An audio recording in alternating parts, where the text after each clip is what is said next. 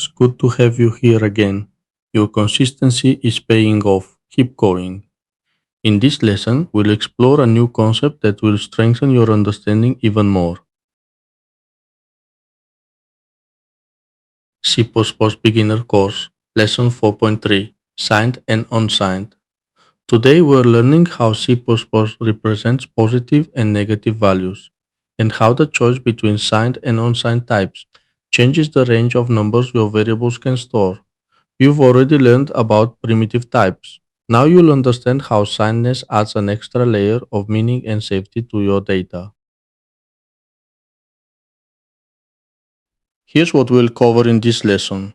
We'll define what signed and unsigned types are, how they affect the range of values you can store, and when to use each one.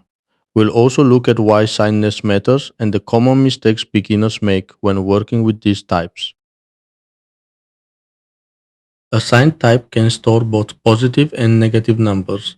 It includes 0 and has a balanced range on both sides. Most numeric types in C++ like int and double are signed by default. Signed types are used whenever your values might go below 0.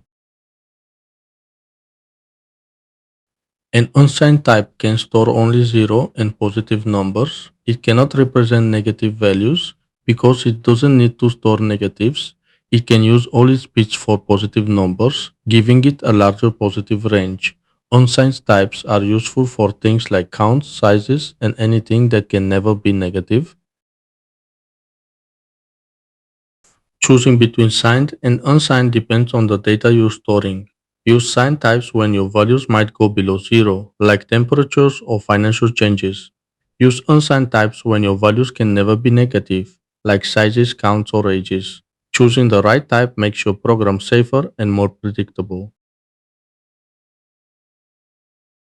Here are a few conceptual examples. A temperature can be negative, so it should use a signed type.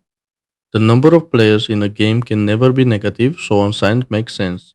A bank balance change, profit or loss, should use a signed type. We're not running code yet, just understanding the idea. Beginners often make a few common mistakes with signed and unsigned types. Using unsigned for values that can be negative is a major issue. Mixing signed and unsigned in comparisons can lead to unexpected results. Some beginners think unsigned prevents errors, but it doesn't. And remember, unsigned values wrap around when they go below 0, which can cause confusing bugs. Signed types can store both positive and negative numbers. Unsigned types can store only 0 and positive numbers, giving them a larger positive range. Choosing between them depends on the real-world meaning of your data. You're doing great. Keep going, keep learning, and keep building your skills. And thank you for your subscription and support. It really helps me continue creating these lessons for you.